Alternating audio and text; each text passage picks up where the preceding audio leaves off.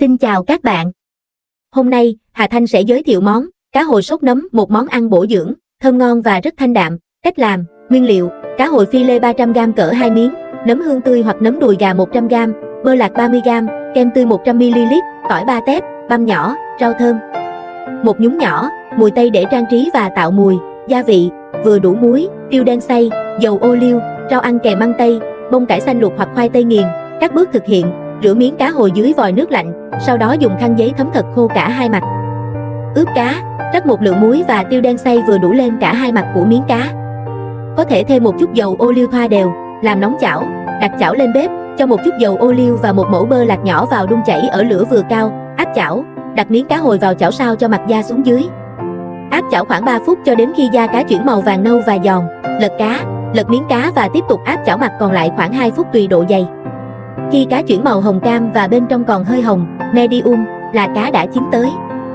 Gắp cá ra đĩa, để cá nghỉ một chút trong khi làm sốt, xào tỏi và nấm, trong chảo cho thêm một mẩu bơ lạc vào, đun chảy. Cho tỏi băm vào phi thơm, tiếp theo, cho nấm đã thái lát vào xào ở lửa vừa. Thêm một chút muối và tiêu để nấm không bị nhạt. Xào đến khi nấm chín mềm và tiết hết nước, đổ kem tươi, heavy cream, vào chảo. Hạ lửa nhỏ và đun liu riu, nêm nếm lại muối và tiêu cho vừa khẩu vị. Nếu muốn sốt đặc hơn, bạn có thể đun thêm một lát cho sốt sánh lại. Tắt bếp, rắc một ít rau thơm băm nhỏ vào sốt. Trình bày và thưởng thức, đặt miếng cá hồi đã áp chảo lên đĩa.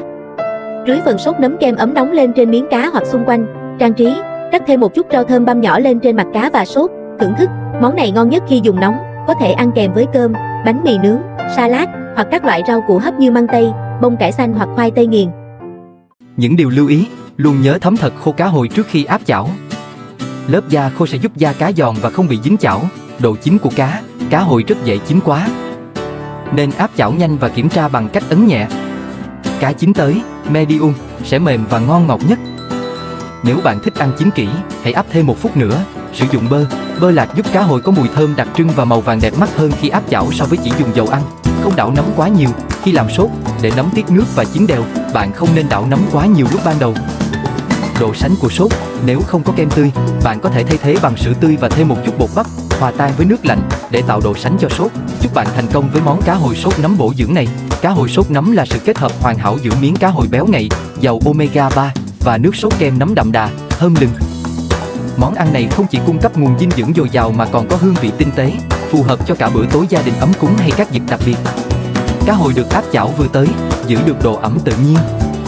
Kết hợp cùng nước sốt nấm sánh mịn, tạo nên một trải nghiệm ẩm thực vô cùng hài lòng và nhẹ nhàng. Xin chân thành cảm ơn sự ủng hộ của các bạn.